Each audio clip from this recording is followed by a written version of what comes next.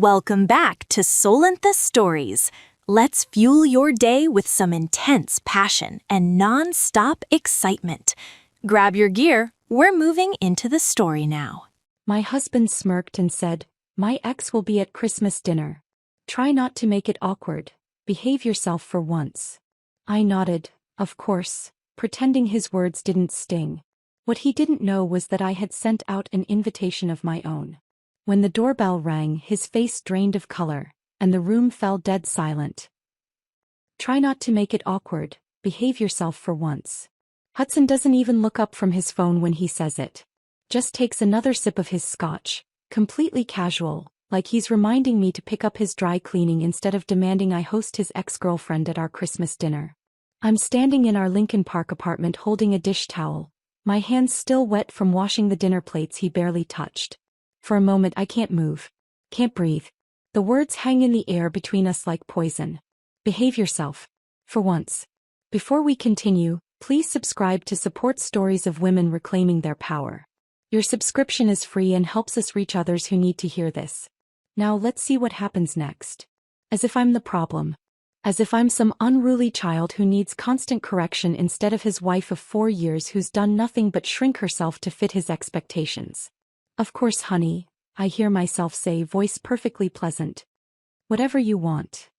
He finally glances up, gives me that satisfied little smirk that used to make my heart flutter. Now it makes my stomach turn. Because what Hudson doesn't know, what he can't possibly know, is that I've already seen his phone. I know exactly why Willow is really coming to Christmas dinner. And I've invited someone too. But I'm getting ahead of myself. Let me back up to show you exactly how I became this woman. The one standing in a designer kitchen swallowing humiliation with a smile, planning revenge behind perfect manners. 4 years ago I thought I'd won the lottery when Hudson Whitmore proposed. We met at a corporate fundraiser where I was coordinating the event. Making sure the ice sculptures didn't melt, the champagne kept flowing, the silent auction ran smoothly. He was there representing Morrison and Blake, the investment firm where he worked as an analyst. Handsome in his tailored suit, confident in that way that comes from old money and Ivy League degrees, charming when he wanted to be. He pursued me with the same focused intensity he applied to his stock portfolios. Flowers delivered to my office. Reservations at restaurants I couldn't afford. Weekend trips to his family's lake house in Wisconsin. He made me feel special, chosen, like I was the only woman in Chicago who mattered. 6 months later he proposed. A year after that we were married in a ceremony his mother planned down to the last detail, in a venue his parents paid for, with a guest list that included more of his colleagues than my friends. I should have noticed the pattern then. But I was young, 26 to his 31, and I mistook his control for care, his possessiveness for devotion. The changes started small. Subtle suggestions that became firm opinions that became unspoken rules. "That dress is a bit much for a work dinner, don't you think? Maybe something more conservative. Your friends are nice but they're not really our crowd. Why don't we focus on building relationships that benefit both our careers? Event planning is fine for single women, but now that you're my wife you don't need to work. We don't need the money, and honestly, Bella, planning birthday parties isn't exactly a real career." That last one came 8 months into our marriage. I'd been promoted to senior coordinator at the boutique firm where I'd worked for 3 years. I loved my job. The creativity, the problem-solving, the satisfaction of pulling off a perfect event. But Hudson framed quitting as an upgrade, a privilege. "Stay home," he said. "Take care of the apartment. Be my wife. Isn't that what you want?" I wanted to be a good wife. I wanted him to be proud of me. So I quit. Now 3 years later I spend my days in this beautiful apartment that feels more like a showroom than a home. Everything is in shades of gray and cream. Sophisticated, mature, expensive. Hudson's taste, not mine. I would have chosen color. Warm terracottas, deep blues, anything with life in it. But Hudson said jewel tones were dated and suburban, so we went with his aesthetic. I fill my time decorating, reorganizing, hosting dinners for Hudson's colleagues and their wives. The wives are always polite, always friendly, but there's a distance there. They talk about their careers. Law, medicine, finance. And then they turn to me and ask what I do, and I have to say, I'm a homemaker, while watching something shift in their expressions. Pity maybe. Or judgment. I can never quite tell. Hudson comes home late most nights now. Working late, he says, though he never explains what deals require his attention until 9 or 10 p.m. I've learned not to ask. The one time I questioned whether he really needed to be at the office so much, he got that edge in his voice. The one that isn't quite anger but feels like a warning. Bella, I'm building our future. Do you think this lifestyle pays for itself? The apartment, the car, your credit card? Someone has to do the actual work. So I stopped asking. Instead, I became the perfect wife. I learned to have dinner ready whenever he walked through the door, learned to keep the apartment magazine perfect, learned to dress the way he preferred, learned to smile and nod during his work dinners while his colleagues' wives discussed cases and surgeries and market trends. I learned to make myself smaller. Tonight was supposed to be different. It's October 20th, not an anniversary or birthday, but I'd wanted to do something nice. I spent all afternoon preparing Hudson's favorite meal: pan-seared salmon with a lemon butter sauce, roasted asparagus with parmesan, wild rice pilaf made from scratch. I set the table with our wedding china, the set his parents gave us, white with gold trim. I lit candles, opened a bottle of wine, wore the navy dress. Hudson walked through the door at 9:14, barely glanced at the table and headed straight for the bar cart. And then he told me about Willow. Willow Brennan. The ex-girlfriend from college. The one he dated for 2 years before we met. I knew about her. Hudson mentioned her occasionally, always in this nostalgic tone that made it clear she occupied a different tier in his mind than I did. Willow thinks the tech sector is overvalued. Willow recommended this restaurant. Willow always understood complex financial instruments in a way most people don't. I'd felt twinges of jealousy over the years, but I'd pushed them down. She was in Boston working at some high-powered law firm, making partner, living a life completely separate from ours. She was the past. I was the present. Except now she's moving back to Chicago. And Hudson wants her at our Christmas dinner. She's important to me, Bella. He'd said like that explained everything. We're still close friends. She'll be alone for the holidays and I think it would be nice to include her. I'd suggested inviting my sister Claire instead. She'd been asking to visit and her kids would love the city at Christmas. But Hudson dismissed that immediately. Your sister talks too much. Besides, this isn't about her. Willow is moving back to town, she's going to be part of our social circle, and I need you to be mature about this. Then came the line that's still echoing in my head. Try not to make it awkward, behave yourself for once. For once. As if I'm constantly misbehaving.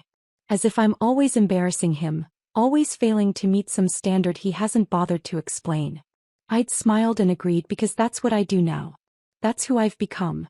Except 2 nights ago I stopped being that woman. 2 nights ago I couldn't sleep. Hudson was snoring beside me, one arm flung across my side of the bed, and his phone kept lighting up on the nightstand with notifications. Usually I ignore it. Work emails, market alerts, nothing that concerns me. But that night something made me look. The screen was unlocked.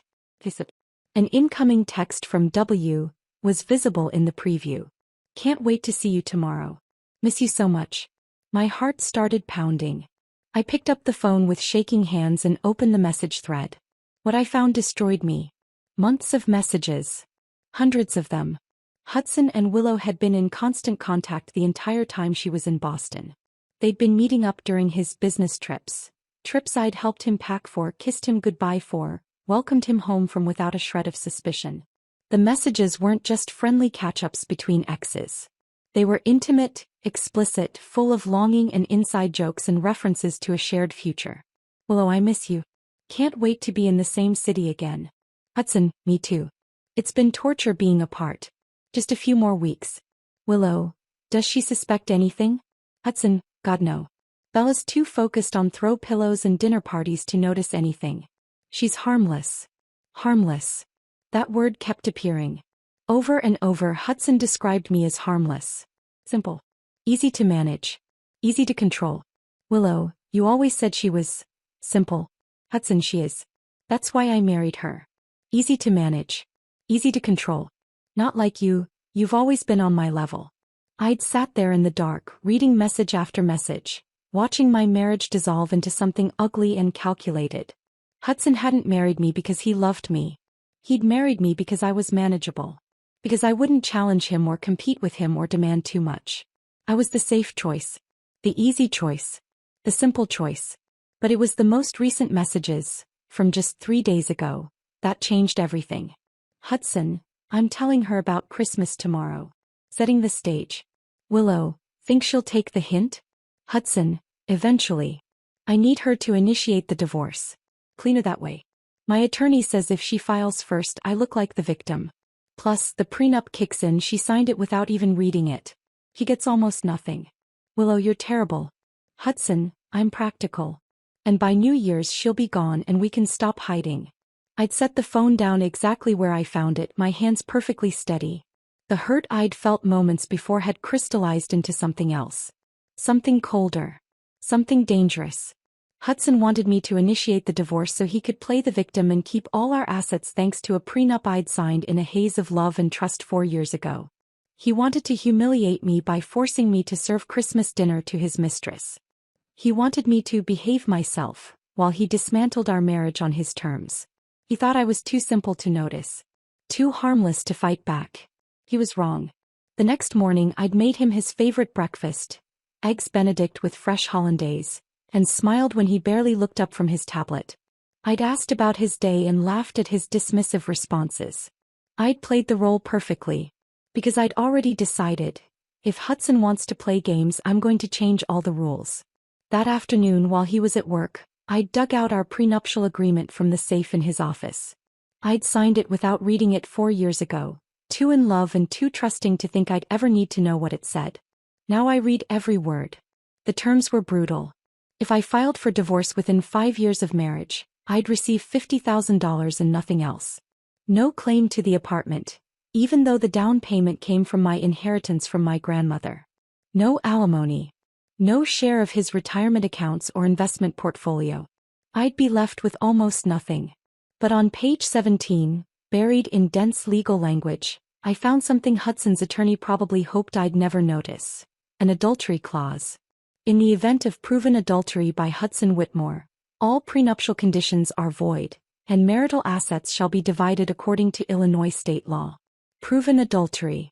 I'd taken photos of every page of that prenup and emailed them to myself using a secret account I'd created. Then I'd put the document back exactly as I'd found it.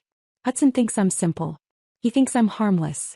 He's about to find out how wrong he is. Now standing here with a dish towel in my hands while Hudson scrolls through his phone, completely oblivious to the fact that I know everything, I feel something I haven't felt in years. Power. He wants Willow at Christmas dinner? Fine. She'll be here. But so will some other guests Hudson isn't expecting. And by the time dessert is served, everyone in this apartment is going to understand exactly what kind of man Hudson Whitmore really is. And exactly what kind of woman I've become. The morning after Hudson's announcement about Christmas dinner, I wake up with a clarity I haven't felt in years. He's already gone, left early for a breakfast meeting downtown, or so the note on the kitchen counter claims. I don't believe him anymore. Every word out of his mouth feels like a potential lie now, every explanation suspect. I make coffee and sit at the kitchen island with my laptop, staring at the screen while steam rises from my cup. I need help. Professional help. The kind of help that can turn my suspicions into evidence that will hold up in court. I'd spent most of last night, after Hudson finally went to bed, searching online forums, support groups for women leaving marriages, legal advice threads about prenuptial agreements and Illinois divorce law, resources I never imagined I'd need. That's where I found the recommendation. Carmen Delgado, private investigator, former Chicago PD detective, specializes in infidelity cases. 3 different women in the forum had used her services, and all 3 had nothing but praise. She believed me when no one else did, one woman wrote. She got me the evidence I needed to protect myself. I send Carmen an email before I can talk myself out of it. Brief, to the point. I need to document my husband's affair. Can we meet? Her response comes within an hour. Wicker Park Cafe, 2 p.m. today. I'll be at the back table wearing a blue jacket. I spend the rest of the morning in a strange liminal space, going through the motions of my normal routine while my mind races ahead to the afternoon meeting. I make the bed with hospital corners the way Hudson prefers. I wipe down the already clean counters. I respond to a text from Claire asking if we're still on for our monthly lunch next week. Absolutely, I type back. Can't wait to see you. I don't tell her what's happening. Not yet. Claire has never liked Hudson, She thinks I changed after we got married, became quieter, less like myself. She's told me a dozen times I could do better. But I'm not ready to hear "I told you so," even if she's too kind to actually say it. At 1:30, I change into jeans and a sweater. Nothing that screams, meeting with a private investigator to document my husband's infidelity, and head out.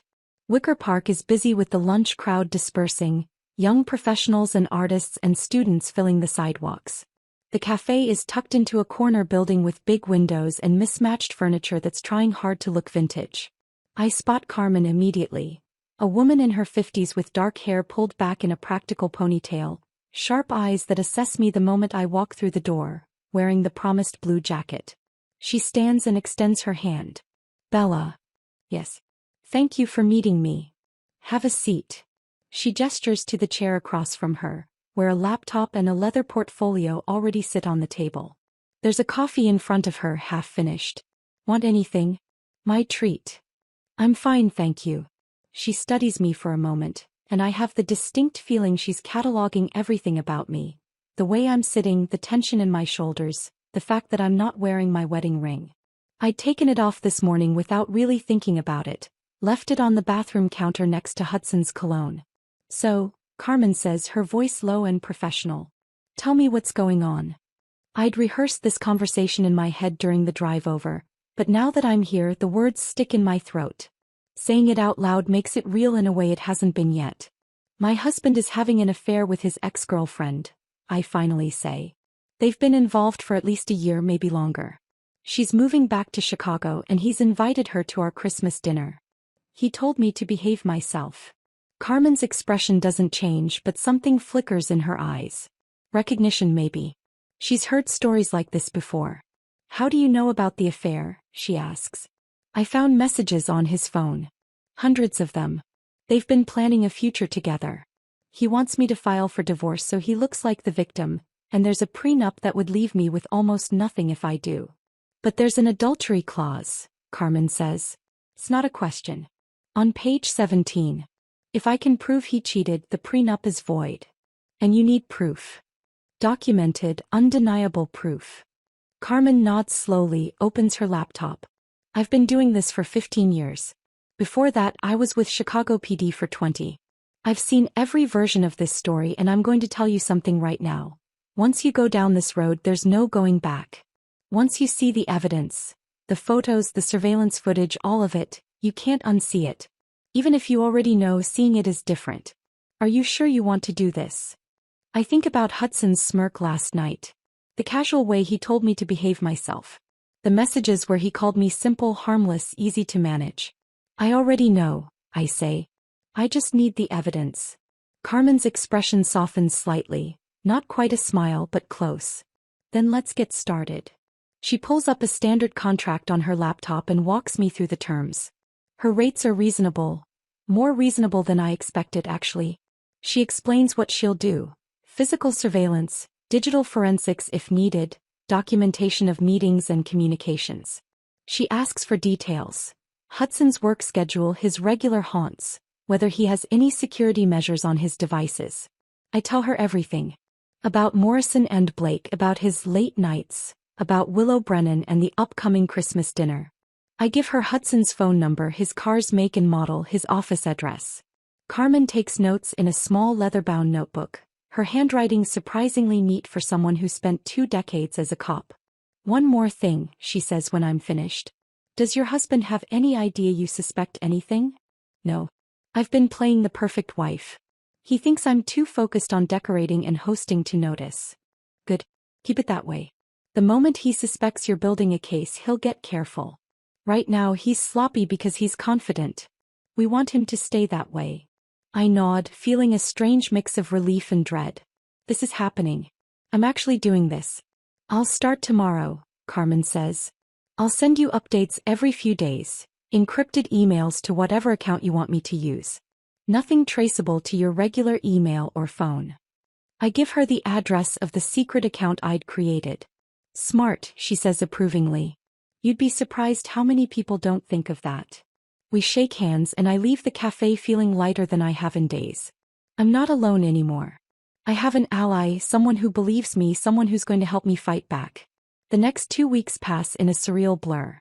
I maintain my routine perfectly. The dutiful wife, the gracious hostess, the woman who smiles and asks how Hudson's day was even though I know exactly how his day was. Carmen sends me updates every 3 days. The first email contains photos of Hudson and Willow meeting at the Four Seasons Hotel downtown. They're sitting close together in the lobby bar, his hand on her knee. The timestamp shows 2:15 p.m. on a Thursday, right in the middle of what Hudson had told me was a client lunch. The second email has video footage.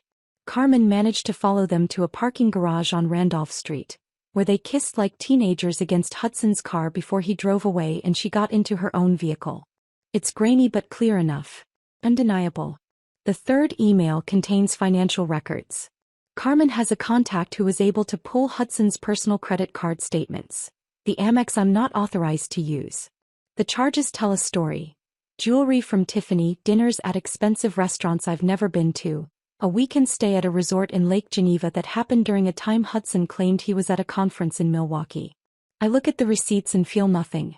The hurt has been burned away, replaced by cold calculation. This is ammunition. This is leverage. This is power. But Carmen's fourth email is what changes everything. Call me, it says. Found something you need to know about. I wait until Hudson leaves for work, then dial her number. Willow Brennan works at Morrison & Blake, Carmen says without preamble. Same firm as your husband. She started 3 months ago. My stomach drops. They're colleagues. More than that. He's up for partner. And Bella, there's something else. Carmen pauses. I've been following her too just to get a fuller picture. She's seeing someone else besides your husband. What? Richard Morrison. Founding partner at Morrison & Blake. Married 3 kids. I've got photos of them together at Alinea last week, at the Peninsula Hotel 2 weeks before that. She's playing them both. I sink into a chair, my mind racing. Willow isn't just Hudson's mistress.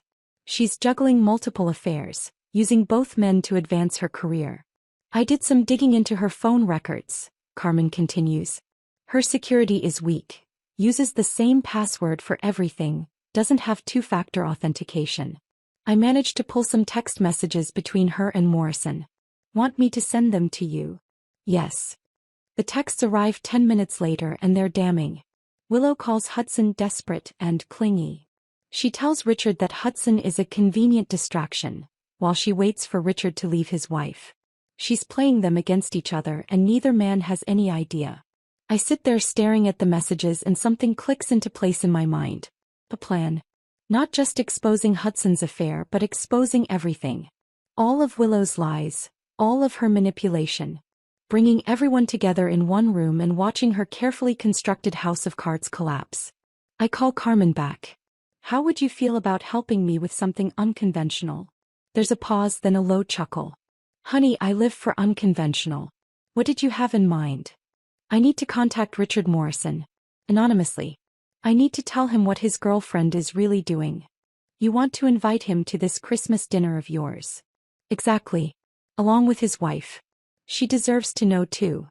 That's bold, Carmen says. Also potentially brilliant. You'd need ironclad evidence though. He won't believe you without proof. Can you get me screenshots of those texts? Anything else you've found? I can do better than that. I'll compile a full dossier. Photos, receipts, timeline of their affair. Everything. You send it to Morrison, let him verify it himself, and then you invite him to witness the whole thing firsthand. Can you help me write the email? Make sure it's untraceable. Absolutely. Let's set up another meeting. This is going to take some planning. After we hang up, I walk to the window and look out at Lincoln Park below. Families are walking dogs, couples are jogging. The city is going about its business completely unaware that my life is about to implode and rebuild itself into something new. Hudson thinks I'm harmless. He thinks Christmas dinner will be the beginning of the end of our marriage, with me quietly retreating and filing for divorce like the obedient wife I've been trained to be. He's wrong. Christmas dinner is going to be the end, all right. But not the ending he's expecting. I meet Carmen again 3 days later at a different location. A quiet library in Logan Square where we can work without being overheard. She's already there when I arrive, sitting at a corner table with her laptop open and a stack of printed documents beside her. "I've got everything organized," she says quietly as I sit down. "Photos, credit card statements, phone records, timeline of meetings. It's airtight." She slides a folder across the table. I open it and see my marriage documented in brutal detail. Hudson and Willow at hotels, restaurants, in his car. Dates and timestamps on every image. Financial records showing exactly how much he spent on her while telling me we need to be careful with money. "This is for Morrison," Carmen says, tapping another folder. Similar evidence, but focused on his relationship with Willow. I pulled text messages she sent to him. The ones where she talks about Hudson being a distraction, where she calls your husband desperate and clingy. I stare at the evidence and feel that cold determination solidify further. This is real. This is happening. "Now we need to figure out how to contact Richard Morrison," Carmen says. "You can't use your regular email. He'll trace it back to you and the whole plan falls apart." "I know. That's why I set up a Proton Mail account." I pull out my phone and show her. Completely anonymous. Can't be traced. Carmen looks impressed. "You've been doing your homework." "I've had a lot of sleepless nights." We spend the next hour crafting the email together. Carmen's experience as a detective shows. She knows exactly how to word things to be convincing without being threatening, how to present information that will make Morrison take it seriously. The final version reads, "Mr. Morrison, you don't know me but I know you. More importantly, I know Willow Brennan, the attorney at your firm who's currently up for partner. I'm writing because I believe you deserve to know the truth about the woman you've been seeing. Willow is currently in a relationship with another man at your firm, Hudson Whitmore, a senior investment analyst. They've been carrying on an affair for over a year, and she's planning to spend Christmas with him and his wife. I have evidence, photos, messages, hotel receipts. If you'd like proof of what I'm telling you, respond to this email. You seem like a successful man with a lot to lose.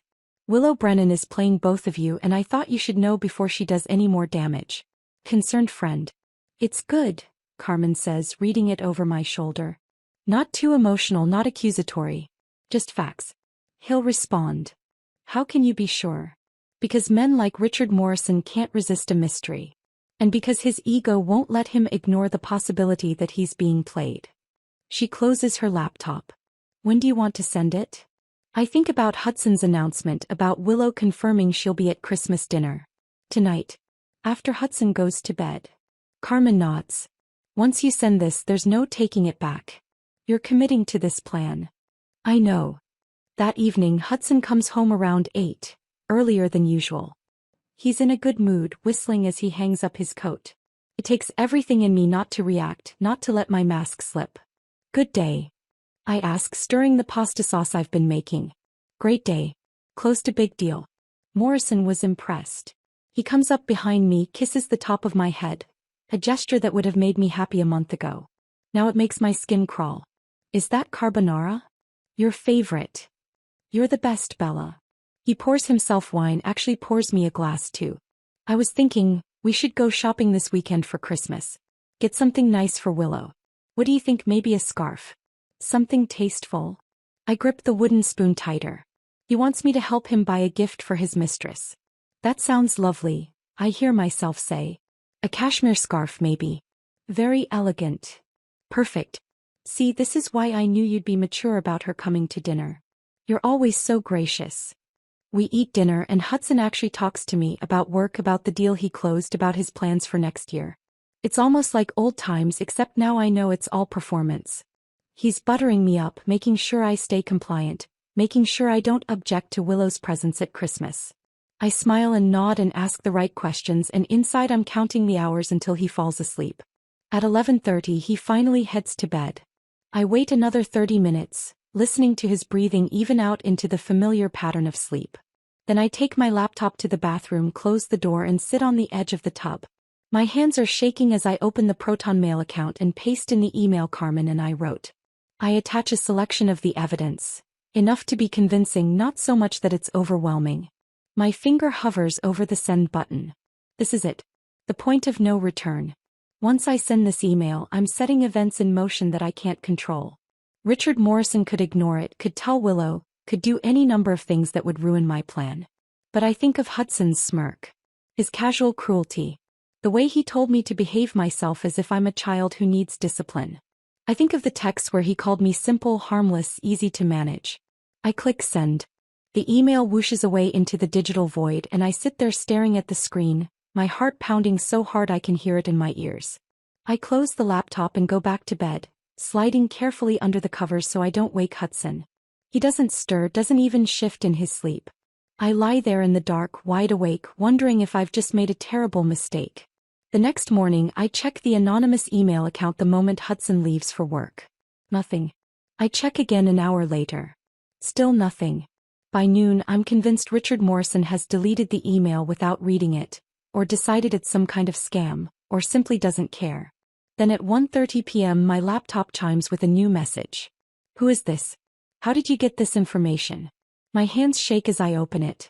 The email is brief, aggressive, exactly what I'd expect from a powerful man who's just been told uncomfortable truths. I'd prepared a response for this with Carmen. I attach more evidence. Screenshots of texts between Hudson and Willow, the hotel receipts, several of Carmen's surveillance photos. I keep my message short. Everything I told you is true. Check the evidence. If you want more proof, I can provide it. I send it before I can second-guess myself. An hour passes. Then another. I try to distract myself with cleaning, with cooking, with anything that will keep my hands busy. But my mind keeps circling back to that email, wondering what Richard Morrison is doing with the information I've given him. At 4 p.m. another message appears. I confronted her. She denied everything. Said you're lying. Said you're some crazy ex-girlfriend of mine trying to cause trouble. Who are you? I expected this. Willow is smart, manipulative. Of course she'd deny it. This is the critical moment. The point where I have to reveal my identity. I take a deep breath and type. I'm not your ex-girlfriend. I'm Hudson Whitmore's wife. My name is Bella. We've been married for 4 years and we live together in Lincoln Park. Everything I've told you is true. Willow has been playing both of you. My husband has invited Willow to our Christmas dinner. He told me to behave myself. He thinks I don't know about the affair. He thinks I'm too simple to notice. But I know everything. Here's what I'm proposing. You and I give them exactly what they want. A nice Christmas dinner. All of us together. Let's see how well Willow handles being exposed in front of everyone. If you're interested in making sure the truth comes out, respond to this email. I send it and immediately feel sick. I've just revealed my identity to a stranger, trusted him with information that could destroy my entire plan if he decides to warn Hudson or Willow. I close the laptop and pace the apartment, unable to sit still. 1 day passes. Then 3. By November 13th, I'm convinced I've miscalculated. Richard Morrison isn't going to respond. He's probably warning Willow right now and she's telling Hudson, and my entire carefully constructed plan is falling apart before it even begins. I'm in the kitchen making lunch when my laptop chimes. I nearly drop the knife I'm holding. I walk slowly to the computer and open the email. I'm in. What do you need from me? I have to read it 3 times before I believe it's real. Richard Morrison, founding partner at Morrison and Blake, powerful, successful, used to being in control, has agreed to help me expose his mistress and my husband. I sit down heavily in a chair, suddenly aware that my legs are shaking. Carmen was right. Men like Richard Morrison can't resist the opportunity to regain control when they've been manipulated. His ego won't allow him to let Willow get away with playing him. I type back quickly. Come to my apartment on Christmas Day at 6:30 p.m. I'll text you when to arrive. Bring your wife, she deserves to know the truth too. And bring any evidence you've collected from work. His response comes within minutes. Catherine will be there. And I've been collecting emails and security footage for the past 3 days. Willow's been sloppy at the office. She won't have a career left when this is over. I close the laptop and sit there in my kitchen, surrounded by the trappings of my carefully curated life, and feel something shift inside me. I'm not alone anymore. I have allies. I have a plan. And in 6 weeks, Hudson and Willow are going to understand exactly what happens when you underestimate the simple, harmless wife. Over the next 6 weeks, Richard Morrison and I exchange dozens of encrypted emails, coordinating every detail of what will happen on Christmas Day. The correspondence is businesslike, clinical almost. 2 people who've been wronged working together to ensure their betrayers face consequences. Richard sends me evidence he's been collecting at work. Security footage of Willow entering his office after hours. Time stamped at 11 p.m. on a Tuesday when the building should have been empty. Email exchanges where she discusses strategy sessions that clearly have nothing to do with legal work. He's building a case to have her dismissed from Morrison and Blake, and he's doing it with the same ruthless efficiency that made him a founding partner. Catherine knows everything now, he writes in early December. She wants to be there when it happens. She deserves to see Willow's face when the truth comes out. I write back, the more witnesses the better. Meanwhile, I maintain my performance at home with Hudson. It's gotten easier, strangely, the acting. Maybe because I know there's an end date now. Christmas Day. 6:30 p.m. Everything after that will be different. Hudson mentions Willow constantly. Willow thinks we should diversify our portfolio. Willow recommended this wine. Each mention used to feel like a small cut. Now it just feels like confirmation that I'm doing the right thing. In mid-December, my sister Claire calls. Are you still doing Christmas at your place? She asks. The kids are so excited to see the city lights. Actually, I say carefully, I was wondering if you could come alone this year. Just you. I know that's weird, but... Bella, what's going on? You've sounded strange for weeks. I choose my words carefully. I can't explain yet. But I need you there. And Claire? Bring your phone. You're going to want to record this. There's a long pause. Record what? Trust me. Just be there by 5:30. And whatever happens, don't try to stop it. You're scaring me. Don't be scared. I'm finally doing something for myself. After we hang up, I sit with that statement. I'm finally doing something for myself. 4 years of marriage, and this is the first time I've prioritized my own needs over Hudson's comfort. The week before Christmas, Hudson actually takes me shopping for Willow's gift. We go to a boutique on Michigan Avenue, and he picks out an expensive cashmere scarf in dove gray. What do you think? He asks, holding it up. Classy enough?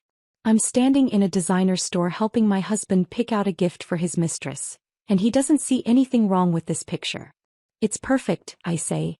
She'll love it. He beams at me. See? This is why I knew you'd handle this maturely. You're not like other women. You don't get jealous or insecure. You're confident in our relationship. I want to laugh. Or scream. Instead, I smile and suggest we get it gift wrapped. Christmas Eve, Hudson stays up late wrapping presents.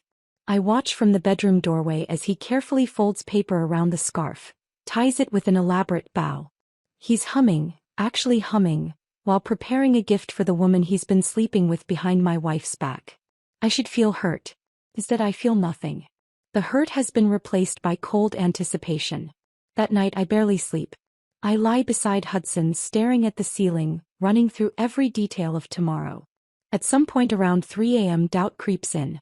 What if this backfires? What if exposing Hudson publicly makes me look vindictive instead of justified? What if Richard Morrison changes his mind? But then I remember the prenup. The adultery clause on page 17. The fact that if I don't do this, if I just quietly file for divorce, Hudson gets everything and I'm left with $50,000 and the label of failed wife. Oh, this is the only way. I wake at 5 a.m., adrenaline already coursing through my system. Hudson is still asleep, snoring softly, completely at peace. I slip out of bed and pad to the kitchen. The apartment is dark, silent. Through the floor-to-ceiling windows, I can see Chicago beginning to wake up. Early morning joggers in the park, the first hints of dawn lightening the sky. I turn on the kitchen lights and begin cooking. Prime rib, the expensive cut I ordered from the butcher a week ago. I season it with salt, pepper, fresh rosemary, and garlic, then slide it into the oven. The smell begins to fill the apartment immediately, rich and savory. Potatoes next. I peel them by hand, cut them into chunks, boil them until they're soft. Mash them with butter, cream, more garlic. My hands move automatically, muscle memory from years of cooking meals Hudson barely acknowledged. Brussels sprouts. Bacon. Balsamic glaze. Fresh rolls from the bakery on Armitage. I'd picked them up yesterday and stored them carefully. Everything has to be perfect. This is the last meal I'll cook as Hudson's wife. The last time I'll play this role. As I work, I run through the timeline obsessively. Willow arrives at 6. We'll eat, make small talk, pretend everything is normal. At 6:25, I'll excuse myself to check on dessert. I'll pull out my phone and text Richard and Catherine Morrison. Now. They'll be waiting in the building lobby with Carmen, who'll be filming everything. They'll take the elevator up. I'll open the door. And then everything explodes. By noon, the prime rib is resting, the sides are prepared, and I'm setting the table. Our wedding china.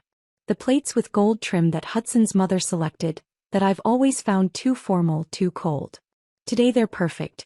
Crystal wine glasses catching the winter light. Silver candlesticks I've polished until I can see my reflection in them. 7 place settings. Hudson wanders in around 2, hair still messy from sleep, wearing the cashmere robe I gave him last Christmas. He's holding his phone, scrolling through something, work emails probably or messages from Willow. 7 places? He frowns at the table. Who else is coming? My heart skips, but I keep my voice casual. Oh, just Claire. I know you said not to invite her, but it's Christmas. I thought you'd understand. He sighs, annoyed but not suspicious. Fine. Whatever. Just tell her to keep the personal questions to a minimum. I don't want her interrogating Willow about work or making things awkward. Of course, I say smoothly. I'll make sure everything goes smoothly. He doesn't ask about the other 2 place settings. Doesn't wonder why I've gone to so much trouble for a casual dinner. He's so confident in my obedience, so certain of my simplicity, that he doesn't question anything. After he disappears back into the bedroom, I stand alone in the dining room staring at those 7 place settings. In a few hours, 7 people will sit at this table. 7 people whose lives are about to change completely. Hudson thinks he's in control. He thinks tonight will go exactly as he planned. A nice dinner where he gets to show off his brilliant ex-girlfriend while his compliant wife plays hostess. He thinks this is the beginning of the end, the setup for a divorce where he walks away with everything. He's wrong. At 5:30, Claire arrives early. She hugs me at the door and I can feel her tension. Okay, what is happening? She whispers urgently. You've been weird for weeks, and now you're having Christmas dinner with Hudson's ex-girlfriend? Bella, this isn't like you. I glance over my shoulder to make sure Hudson is still in the bedroom.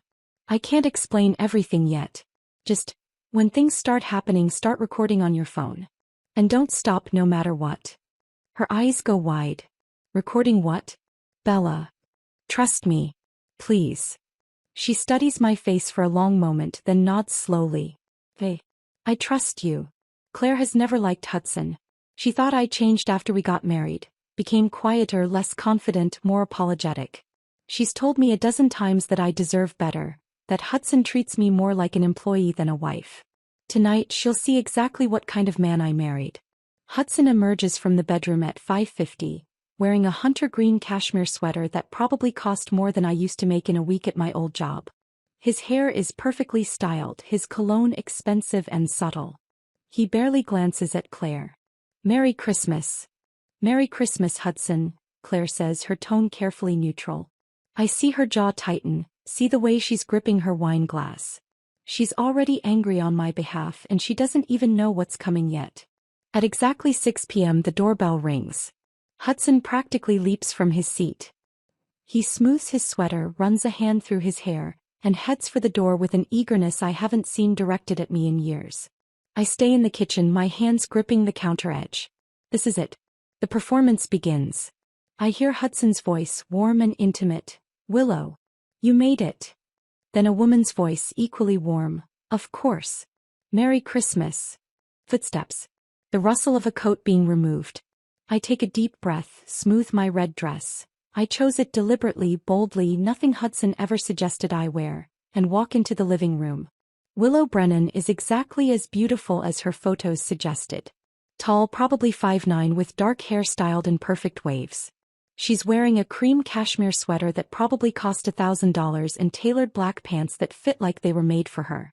Her boots are chocolate leather, expensive and elegant. She's holding a bottle of wine. I recognize the label, it's at least $100, and a gift bag with Hudson's name embroidered on it. Everything about her screams success, confidence, control. Hudson. She hugs him and I watch her hand linger on his back just a moment too long. Subtle, but I see it. Claire sees it too. I catch her expression out of the corner of my eye, and she looks ready to throw her wine glass. Willow turns to me and her smile is warm but assessing. You must be Bella. Thank you so much for having me in your beautiful home. Up close, I can see the calculation behind her warmth. She's trying to figure me out, determine if I'm a threat. Her eyes sweep over me quickly, cataloging my dress, my posture, looking for signs of suspicion or jealousy. She finds none. I've practiced this too well. Of course, I say, taking her coat. Hudson's told me so much about you. It's wonderful to finally meet you properly. The pleasure is mine. He hands me the wine. I hope you like Burgundy. I'm sure it's perfect. I hang her coat in the closet, and when I turn back, Hudson and Willow are already deep in conversation about something work-related. Claire is watching them with barely concealed disgust. Shall we sit down to dinner? I suggest brightly. Everyone moves to the table. Hudson pulls out Willow's chair, a gesture he hasn't done for me in at least 2 years. She sits gracefully, smoothing her hands over the tablecloth, admiring the place settings. Everything looks absolutely beautiful, Bella, she says. You've outdone yourself. Thank you. I wanted tonight to be special. And I mean it. This will be a night none of us ever forget. I start serving dinner, moving between the kitchen and dining room with the practiced efficiency of someone who's hosted dozens of these meals. Prime rib sliced perfectly, plated with the mashed potatoes and Brussels sprouts. Everything arranged just so. Willow accepts her plate with an appreciative smile. This looks incredible, Bella. You're so talented in the kitchen. The condescension is subtle but unmistakable. So talented in the kitchen. As if that's the height of my abilities. As if cooking is the only valuable thing I can offer. Thank you, I say smoothly. I've had a lot of practice. Hudson is already cutting into his prime rib, not bothering to wait for everyone to be served. Willow watches him with amusement, an inside joke I'm not part of. Claire is silent, her fork poised over her plate, her eyes moving between Hudson and Willow like she's watching a tennis match. So Bella, Willow says, taking a sip of wine. Hudson mentioned you used to work in event planning? There it is. The opening salvo. She knows exactly what she's doing. I did, I say, sitting down in my own seat. Before we got married. Oh, how fun. Her enthusiasm is theatrical. What kind of events? Like children's birthday parties, corporate mixers, that sort of thing. Hudson actually laughs. A short, dismissive sound that makes my hand tighten around my wine glass. Claire's fork clatters against her plate. She coordinated major corporate events, Claire says sharply. Product launches, fundraisers. She was senior coordinator at one of the best boutique firms in Chicago. Willow's smile doesn't waver. How impressive. But you gave it up when you got married. Hudson and I decided it made more sense for me to focus on our home. I say, the lie smooth after years of practice. Of course, Willow says, but there's something in her tone, pity mixed with superiority. Not everyone is built for high-pressure careers. Some people are more suited to domestic life. The table goes quiet.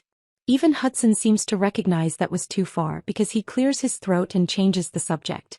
Willow's about to make partner at Morrison & Blake, he announces like a proud parent. Youngest woman in the firm's history. How wonderful, I say. You must have worked very hard for that. I have, Willow agrees. She leans forward slightly and her hand brushes Hudson's arm. It's brief, casual, but I see it.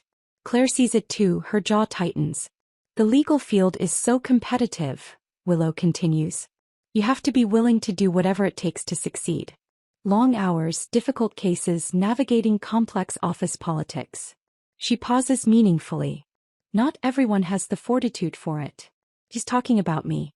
Comparing her accomplished, high-powered career to my domestic existence, and finding me lacking.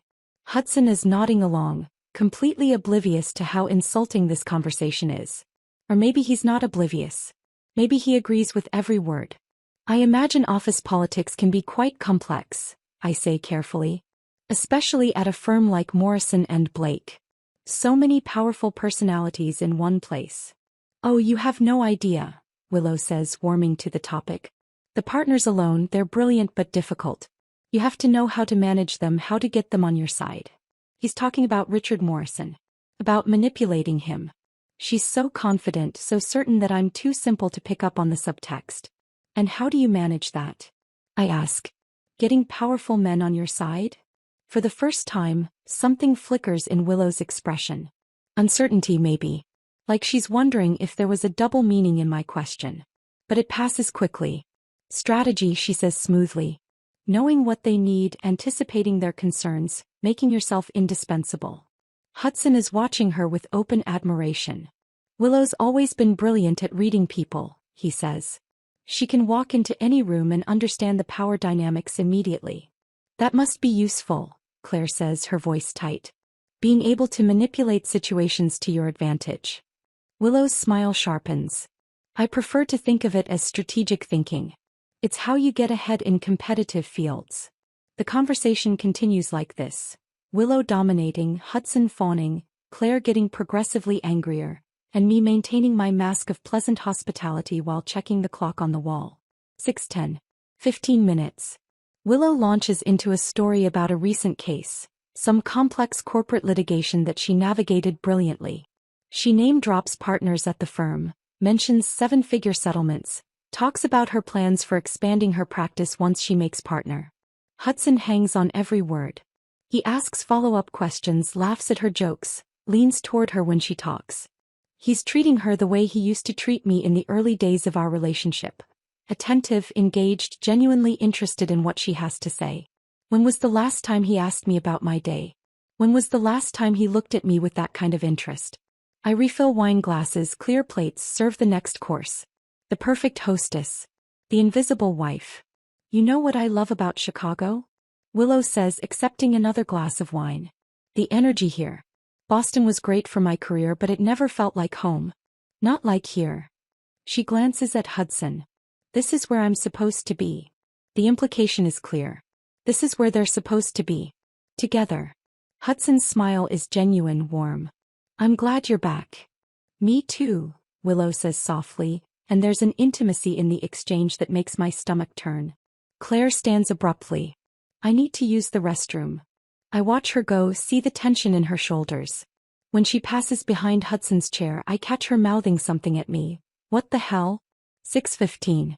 10 minutes. I excuse myself to the kitchen, ostensibly to check on dessert.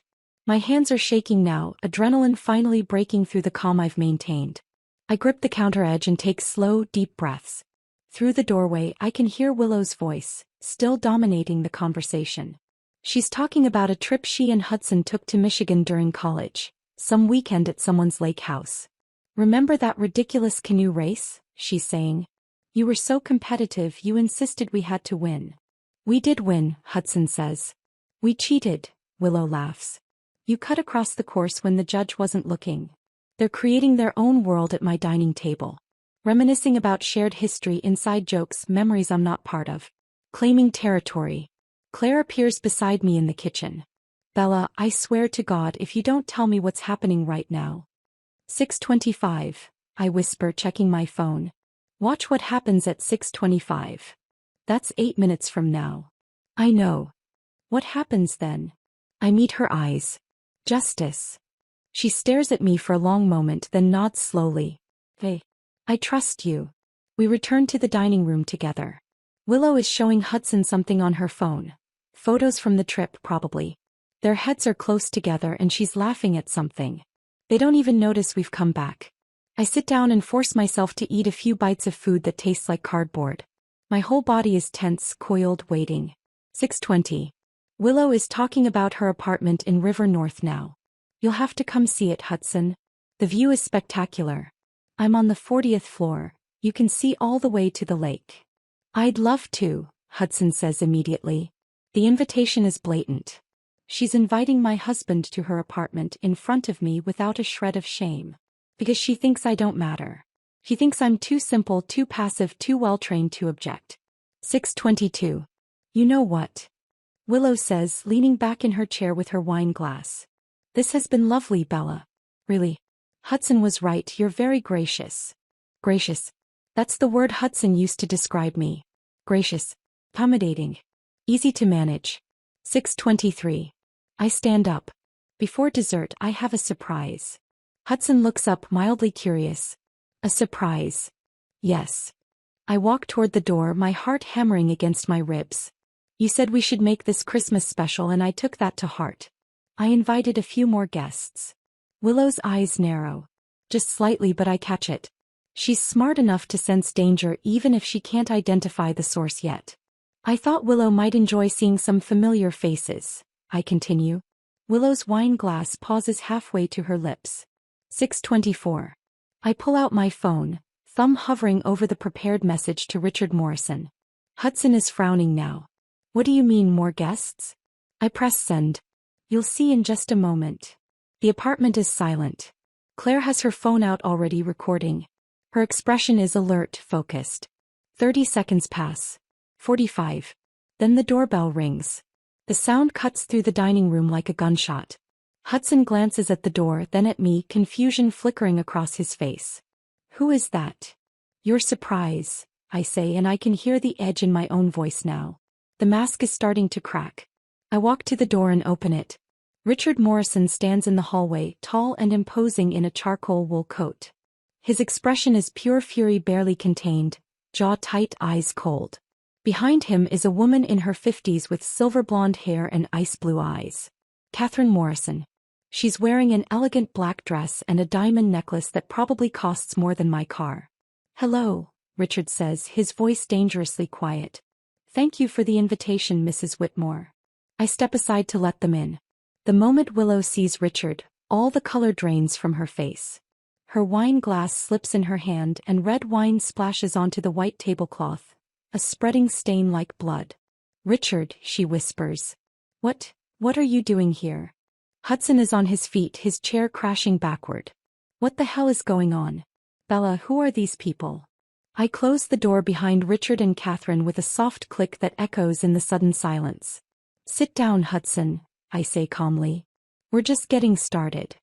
Catherine Morrison removes her coat with deliberate slowness, draping it over the back of one of the empty chairs. She moves like someone who's already decided how this evening will end and is now simply going through the necessary steps to get there. Richard steps fully into the apartment and I close the door behind him. The soft click of the latch sounds unnaturally loud in the silence. Everyone, please take a seat, I say, my voice steady. We have a lot to discuss. Hudson is still standing, his chair knocked over behind him. Bella, what is this? Who are these people? Sit down, Hudson, I repeat. He doesn't move. His eyes are darting between me, Richard, Catherine, and Willow, trying to make sense of what's happening. This is Richard Morrison, I say, gesturing toward him like I'm introducing dinner guests at a normal party. Founding partner at Morrison and Blake. Your boss, actually. I pause. And your girlfriend's other boyfriend. The words detonate in the room. Hudson's face goes blank with confusion. What? And this, I continue, indicating Catherine, is his wife. She's here because she deserves to know what Willow's been doing. Willow has gone completely white. She's gripping the edge of the table like it's the only thing keeping her upright. Claire has her phone out, recording. Her mouth is hanging open. Bella, Hudson starts, but I cut him off. Sit down. There's something in my voice that makes him obey. He rights his chair and sinks into it, looking shell-shocked. Catherine takes one of the empty seats with perfect posture, her hands folded in her lap. Richard remains standing, arms crossed, his expression carved from granite. I walk to the sideboard where I'd left my tablet earlier, the one Hudson gave me last Christmas before everything fell apart. The irony isn't lost on me. I've spent the last 6 weeks documenting everything, I say, connecting the tablet to our television. And I think it's time everyone saw the truth. The screen comes to life and I open the first folder. Photos fill the 70-inch display. Hudson and Willow at the Four Seasons Hotel bar, sitting close together, his hand on her knee. The timestamp reads 2:15 p.m. Thursday, September 14th. That was during your client lunch, I say to Hudson conversationally. Remember? You said you couldn't make our anniversary dinner planning that day because of an important client. I swipe to the next photo. Hudson and Willow in a parking garage, pressed against his car, kissing. The image is grainy but unmistakable. October 3rd, I narrate. You told me you were working late on quarterly reports. Another swipe. Willow entering a hotel, Hudson following 30 seconds later. October 18th. Another late night at the office. I keep swiping, a catalog of betrayal playing out on our television screen for everyone to see. Restaurants, hotels, his car, her apartment building. Each photo is time-stamped, dated, documented with the precision of a legal brief. Hudson's face has gone from confused to horrified. Bella, how did you? I hired an investigator, I say simply. After I found your texts. You left your phone unlocked one night. Did you know that? He's staring at me like he's never seen me before. But wait, I say, swiping to a new folder. Because Willow hasn't just been seeing you, Hudson. New photos appear. Willow and Richard Morrison at Alinea, one of Chicago's most exclusive restaurants. His hand is covering hers across the table. The intimacy is obvious. Catherine's face remains expressionless, but I see her hands tighten in her lap. This was November 8th, I say. A Wednesday evening. Another photo. Willow entering Richard's office building at 11 p.m., the timestamp clearly visible. Another of her leaving at 2 a.m. She's been sleeping with Richard Morrison, her boss at Morrison & Blake, to secure her partnership position. Richard's voice is cold. Show them the texts. I pull out my phone, where I'd saved screenshots of the messages Carmen had pulled from Willow's poorly secured accounts. These are texts between Willow and Richard, I say, reading from the screen. Hudson's so easy to manipulate. He thinks I'm choosing him. I pause, looking at Hudson.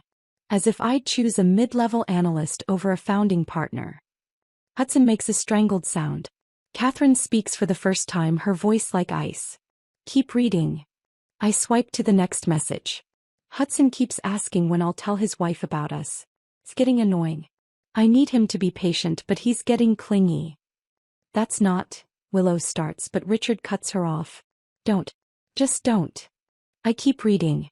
I'm using his apartment as a convenient meeting place since Catherine's been checking your credit cards. Hudson's too clueless to notice your cologne on my clothes. The words hang in the air. This one's particularly good, I say, scrolling. Hudson called himself my soulmate last night. I had to fake taking a phone call so I wouldn't laugh in his face. Hudson is staring at Willow and something is breaking behind his eyes. The realization that everything he thought they had was a lie. There's more, I continue. Hudson keeps talking about our future together. About how we'll go public after he divorces Bella. As if I'd throw away my career for a desperate analyst who still believes in true love. The room has gone completely silent except for my voice. He's beneath me. He always has been. But he's useful. His apartment, his devotion, his willingness to believe anything I tell him. I'll keep him around until I don't need him anymore. Hudson's face crumples. It's not satisfaction I feel watching him, it's something colder. He called me simple. He planned to humiliate me. Now he understands how it feels. Did you know, I say, looking directly at him, that Willow has been calling you desperate for months? That she never planned to be with you? That she was always going to choose Richard once she made partner? Hudson opens his mouth but no words come out. Willow has been sitting frozen through all of this, but something in her finally snaps. She stands abruptly, her chair scraping harshly against the floor. You're all beneath me. The words come out as a snarl, and suddenly the polished corporate attorney is gone. What's left is raw and ugly. Hudson, you're pathetic, she spits. Clinging to some fantasy of us together like a lovesick teenager. You were always just a stepping stone. A warm body when Richard was busy playing family man. Hudson flinches like she's physically struck him. Willow turns her venom on Richard. And you think I'd sacrifice my career for you? You're married with 3 kids. You were never going to leave Catherine and we both knew it. You were just another way to get what I wanted. Which was what? Richard's voice is dangerously quiet. The partnership? Obviously. Willow's laugh is sharp and bitter. You think I slept with you because I found you attractive? Because I cared about you? God, you're all so predictable. Men with power who think their positions make them irresistible. Catherine stands slowly. You won't have a career after tonight. I'm calling every partner at Morrison & Blake. You'll be blacklisted from every major firm in Chicago. You think I'm afraid of you? Willow turns on her, but there's desperation creeping into her voice now. I'll land on my feet. I always do. Not this time, Richard says. I've already documented everything. The emails you sent from your work account. The security footage of you in my office after hours. The firm's morality clause is very clear about relationships that compromise professional integrity. Willow's mask is completely shattered now. You're all just jealous. Jealous that I'm smarter, more ambitious, more willing to do what it takes to succeed. Hudson, you were easy to manipulate because you're weak. Richard, you were easy because you're arrogant. And Bella, she turns to me with pure contempt, you were easy because you're simple. There it is. That word again. Was I ask quietly. Because it seems to me that the simple wife just orchestrated this entire evening. I documented everything. I hired an investigator. I found your other victim and convinced him to help me. I planned this dinner down to the minute. Does that seem simple to you, Willow? She doesn't have an answer. I walk to the Christmas tree and pull out the decorative box I'd hidden there this morning. Inside are the documents Victoria Pierce prepared for me last week. Hudson, I say, returning to the table. Remember that prenup I signed 4 years ago? His eyes focus on me, red-rimmed but attentive. The one where I get almost nothing if I file for divorce within 5 years? The one your lawyer designed specifically to trap me. I open the box and pull out the papers. It has an adultery clause. Page 17. If I can prove you committed adultery, the entire prenup is void. I set the papers in front of him. These are divorce papers. My attorney will file them Monday morning at 9 a.m. And thanks to the evidence I've collected, months of text messages, dozens of photographs, hotel receipts, financial records, and testimony from a former Chicago PD detective, the prenup doesn't protect you anymore. Hudson stares at the documents like they're written in a foreign language. I get half of everything, I continue. The apartment that was purchased with my inheritance. Your 401k. Your investment portfolio. Your savings. All of it divided according to Illinois law. I gesture to the doorway where Carmen has been standing with her camera, documenting everything. Carmen Delgado.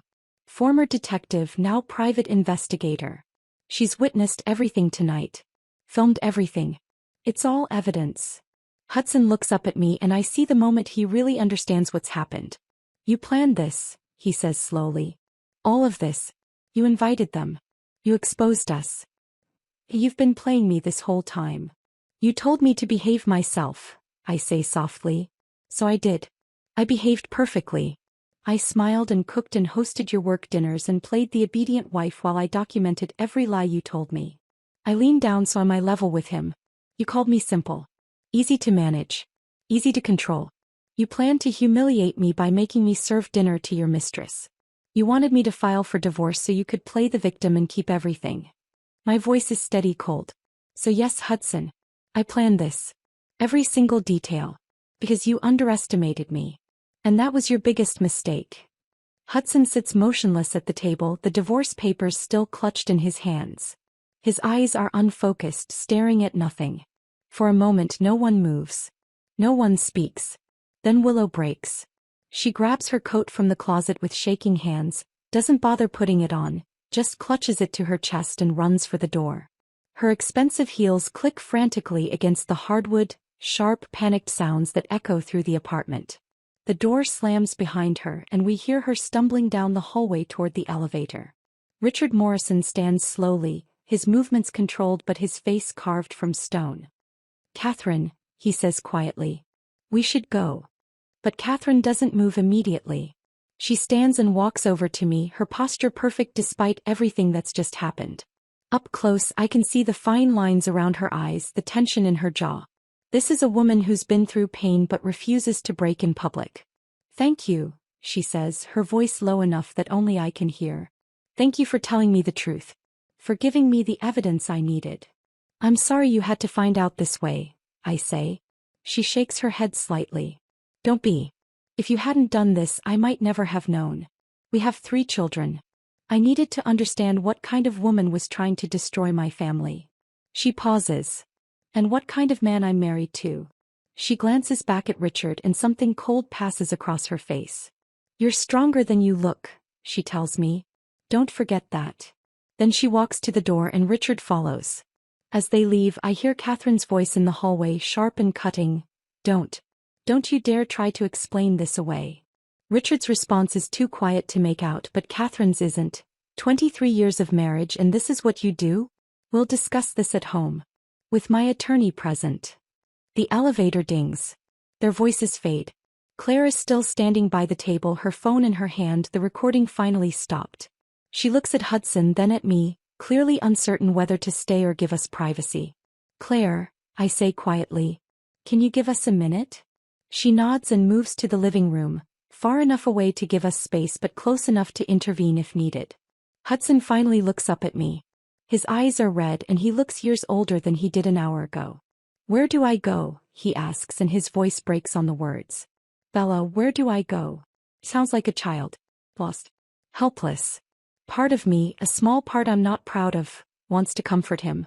4 years of conditioning don't disappear in one night. 4 years of putting his needs first, of smoothing over his problems, of being the solution instead of adding to his stress. But I push that impulse down. I don't care where you go, I say. This apartment is mine. You have until Monday to collect your things. After that, I'm changing the locks. Bella, please. No. My voice is firm. You made your choices. You called me simple. You told Willow I was easy to manage.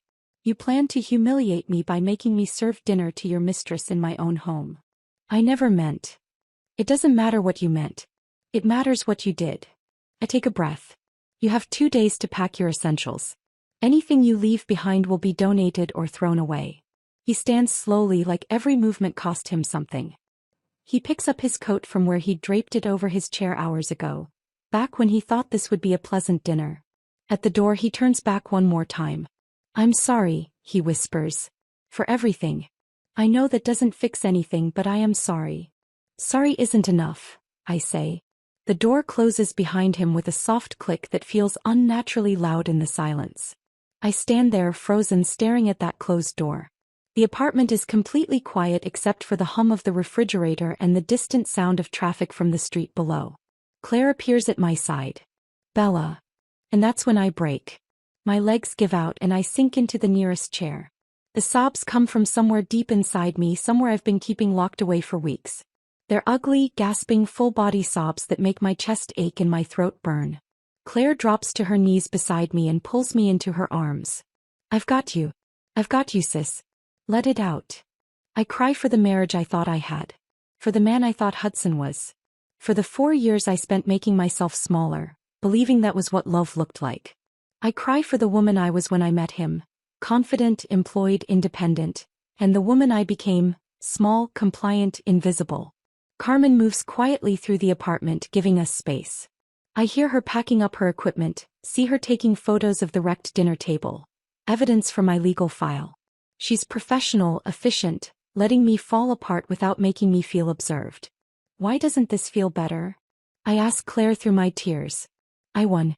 I exposed them. I'm keeping everything. So why do I feel like this? Claire smooths my hair back from my face the way our mother used to when we were children. Because you loved him. Because you believed in your marriage. Revenge doesn't erase that pain. It just proves you were strong enough to fight back. I don't feel strong. I feel destroyed. You're both. You can be both. She holds me tighter. You just burned down your whole life, Bella.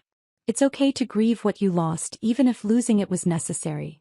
Carmen approaches quietly. I'm going to head out. I'll have the full report to your attorney by tomorrow afternoon. If you need anything at all, call me. Day or night. I manage to nod to thank her. She squeezes my shoulder once, then leaves. Claire stays with me until nearly midnight.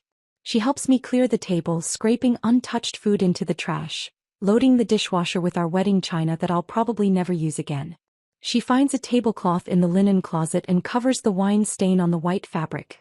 We'll deal with it later, she says. Come stay with me, Claire offers. You shouldn't be alone tonight. But I shake my head.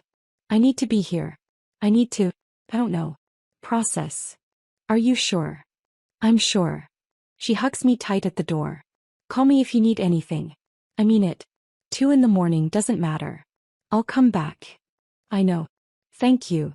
After she leaves, I stand in the apartment that suddenly feels enormous and empty. I walk through the rooms slowly, seeing them differently now. The kitchen where I spent hours cooking meals Hudson barely acknowledged. The living room where we hosted his colleagues and I played the gracious hostess. The bedroom where we shared a bed but stopped sharing anything else. Hudson's presence is everywhere. His clothes in the closet, expensive suits, cashmere sweaters, everything perfectly organized. His toiletries in the bathroom lined up by height on his side of the counter.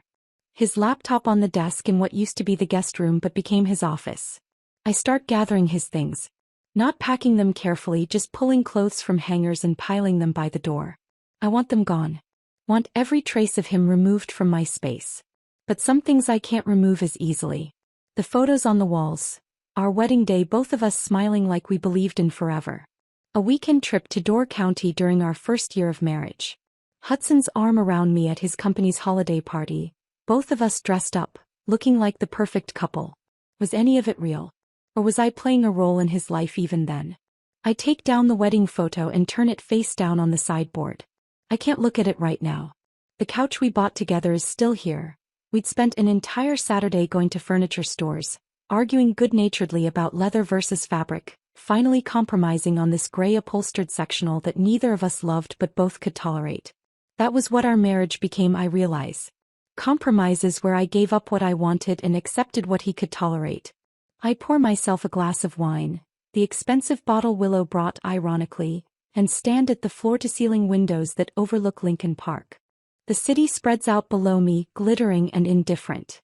Somewhere out there, Hudson is figuring out where he's going to sleep tonight.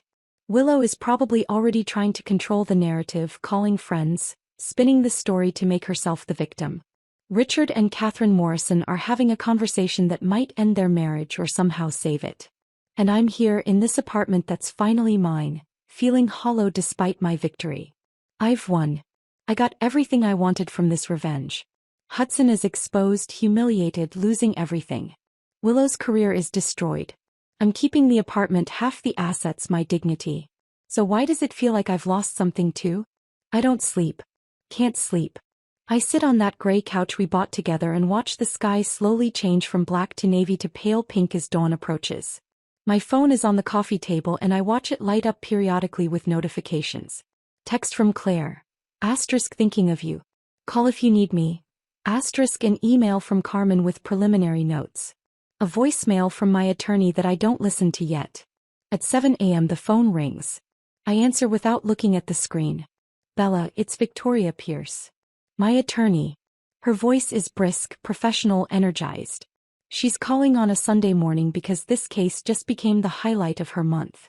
Carmen sent me the footage from last night. It's absolutely perfect. Clear, documented, multiple witnesses. Hudson won't fight this, he can't. The evidence is overwhelming. Good, I say. My voice sounds flat even to my own ears. The papers will be filed Monday morning at 9 a.m. sharp.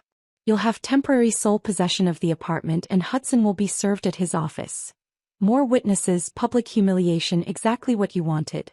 Given the circumstances and the strength of our evidence, I expect the divorce to be finalized within 3 months. 3 months. 90 days until this marriage is legally over. You'll retain full ownership of the apartment, Victoria continues, clearly reading from notes. Half of all marital assets including his 401k and investment accounts. And based on the timeline of the affair, particularly the adultery that occurred during your miscarriage attempts, we'll be seeking substantial damages for emotional distress. He's excited. This is a win for her, a case study she'll tell other clients about. But all I can think about is the woman I was a year ago. Happy, trusting, planning a future with a man she loved. That woman is gone. And I'm the one who killed her. Thank you, Victoria. I manage. Get some rest, she says. Monday we start the next phase. After we hang up, I sit with the phone in my hand staring at it. Carmen calls next. Her voice is gentler than Victoria's, more concerned. How are you holding up? I don't know, I admit. That's normal. You just orchestrated one of the most dramatic confrontations I've seen in 15 years of doing this work. You exposed 2 affairs, destroyed a manipulator's career and filed for divorce. All in one night. It's okay to feel wrecked. I thought I'd feel different, stronger, more sure. Revenge is complicated, Carmen says. It's not like in movies where the hero walks away feeling victorious. You did what you had to do to protect yourself to get what you deserve. But that doesn't mean it doesn't hurt. I close my eyes. Did I do the right thing? Yes. Carmen says without hesitation. What was your alternative? Let him divorce you on his terms, take everything, leave you with nothing? Let him get away with calling you simple and treating you like you didn't matter. He's right. I know she's right. But knowing it doesn't make the hollowness go away. Take it one day at a time, Carmen says. Rest today. Monday we move forward. But right now just breathe. After we hang up, I finally let myself lie down on the couch. The apartment is silent except for the distant sounds of the city waking up outside. I close my eyes and drift in and out of a restless half-sleep, where Hudson's voice mixes with Willow's, where I see the look on his face when he realized what I'd done, where I feel both powerful and powerless at once. I survived. I fought back. I won. But I don't know yet what comes after winning. Monday comes. I force myself to get up from the couch, to shower, to put on clean clothes. My eyes are swollen from crying and I look like I haven't slept, because I haven't, but I manage to make myself presentable. At 9 a.m. Victoria Pierce calls to confirm the papers have been filed. Hudson was served at his office 20 minutes ago in front of his colleagues. The public humiliation I'd wanted. How did he react? Asked, not sure why I care. According to the process server, he went pale and left immediately. Didn't say a word. I thank her and hang up. The days that follow blur together. Hudson comes by on Tuesday with a moving company, packing up his things while I stay in the bedroom. I don't want to see him. Don't want to hear whatever excuses or apologies he might offer. Claire stays with me that day, a physical barrier between us. By Wednesday most of his things are gone. The apartment feels cavernous, empty. But also lighter somehow. The divorce proceedings move quickly. With the evidence Carmen compiled and the footage from Christmas dinner, Hudson's attorney advises him not to fight. The prenup is void and the adultery is documented beyond any dispute. By the end of January, we're just negotiating details. Division of assets, settlement terms. Hudson agrees to everything Victoria demands. I think he just wants it over, wants to disappear and rebuild somewhere far away from the wreckage of his reputation. In February, I hear through mutual acquaintances that Willow Brennan has left Chicago. Morrison and Blake fired her within 48 hours of Christmas, and no other major firm would touch her. The legal community is small and word travels fast. Catherine Morrison files for divorce from Richard in early March. I see the filing in the public records. She's seeking full custody of their children and the majority of their assets. I hope she gets everything she's asking for. My own divorce is finalized on March 12th, a Tuesday that feels like any other day except that it marks the legal end of my marriage. I own the apartment outright now. Hudson walked away with his car, his 401k minus half its value, and about 30% of what we'd accumulated together. I got everything else. And slowly, so slowly I barely notice it happening, I start to rebuild. The first thing I do is redecorate. I can't stand looking at the gray and cream color scheme Hudson insisted on, the furniture that matches his aesthetic instead of mine, the art he chose because it was investment quality, rather than because it moved him. I paint the living room a deep, warm blue. I buy throw pillows in burnt orange and gold. I hang art I actually love. Colorful abstract pieces from local artists, photographs of Chicago neighborhoods, a painting of Lake Michigan that makes me feel calm. His office becomes my studio. I'd given up painting years ago when Hudson needed the space for his work setup. But now I buy canvases and oils and spend hours creating abstract pieces that help me process everything I've been through. The bedroom gets a complete makeover. Gone are the stark white linens and minimalist decor.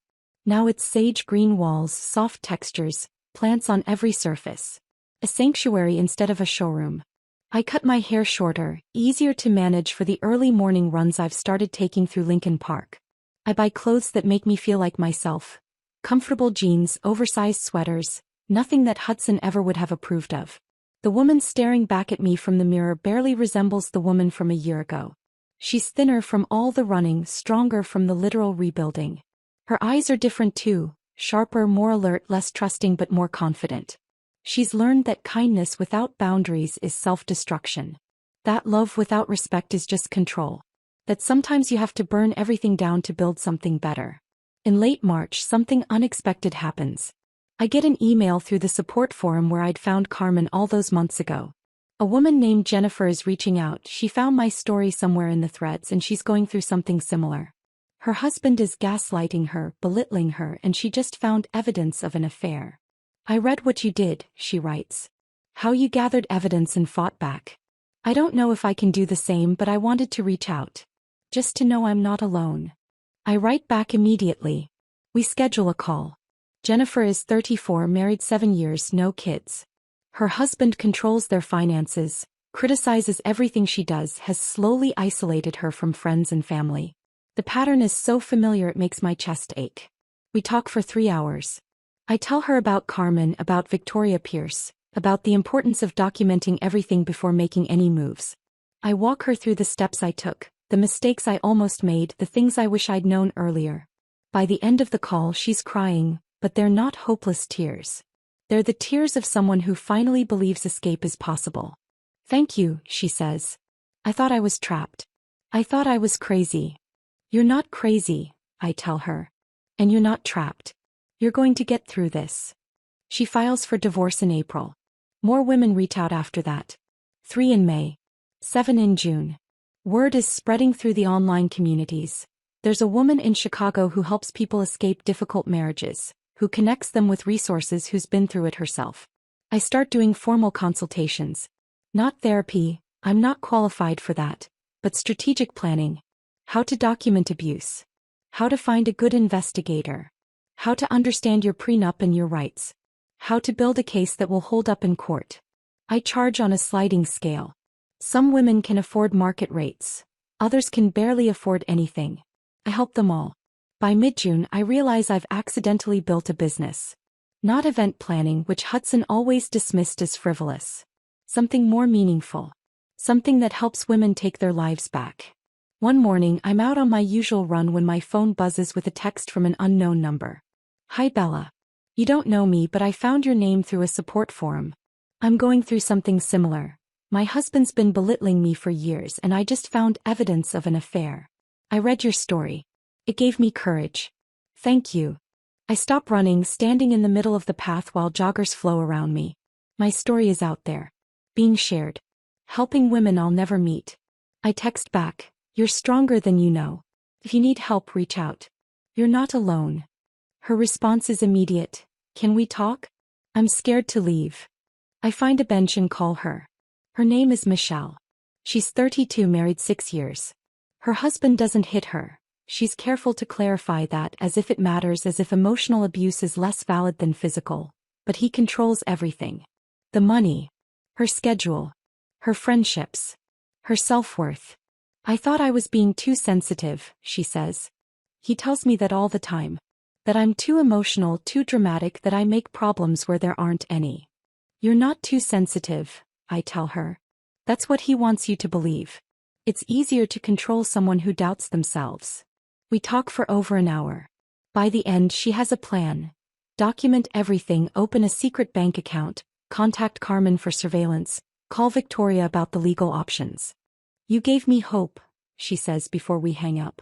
I didn't think I had any options. Now I see a way forward.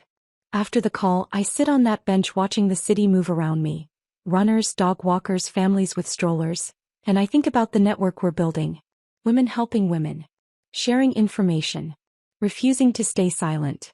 Hudson called me harmless. Simple. Easy to manage. He was wrong about all of it. The Saturday morning after that call, I wake up feeling different. Not happy exactly, healing doesn't work that way, but lighter. More sure. I lace up my running shoes and head out into a perfect June day. The park is alive with summer. Vendors setting up near the lake, kids playing soccer on the fields, couples walking hand in hand. I run my usual 5 miles, pushing hard, feeling my muscles burn and my lungs expand. Somewhere around mile 3, I realize I'm not running away from anything anymore. I'm running toward something. Toward the life I'm building. Toward the woman I'm becoming. The woman I am now understands that self-respect isn't negotiable. That being told to behave isn't love, it's control. That sometimes the only way to survive is to fight back with everything you have. I still have bad days. Days when I'm angry that I wasted 4 years on Hudson. Days when I mourn the marriage I thought I had. Days when the betrayal feels fresh instead of distant. But I also have good days. Days when a client tells me I saved her life. Days when I paint something beautiful in my studio. Days when I look around my apartment and feel genuinely at home for the first time in years. My phone buzzes with a text from Claire. Brunch this weekend? Bring champagne. Celebrating 6 months of you being a badass. I smile, not the small, placating smile I wore throughout my marriage, but something genuine and fierce. Absolutely, I text back. I'll bring the expensive stuff. That's my girl. Proud of you, sis. I finish my run and slow to a walk as my building comes into view. My building. My apartment. My sanctuary that I fought for and won. I take the stairs instead of the elevator, feeling the burn in my legs, feeling alive. Inside, the apartment smells like the coffee I'd set to brew before my run. Morning light streams through the windows, catching the blue walls, the colorful art, the plants I've scattered everywhere. The space is mine. Not Hudson's. Not ours. I pour myself coffee and stand at those floor-to-ceiling windows, looking out at the park below. The view that once felt like a cage now feels like possibility.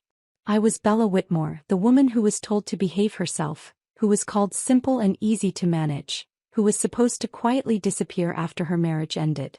Instead, I became something else. Something stronger. Something unbreakable. I chose rebellion over compliance. Justice over silence. My own freedom over his comfort.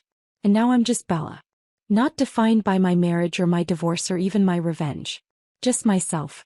For the first time in 5 years, I'm not afraid of what comes next. I'm ready for it. My phone buzzes again. Another woman reaching out, another person who needs help finding her way out. I smile and pick up the phone. This is who I am now. This is what I do. I help women stop being harmless. And I've never been more proud of anything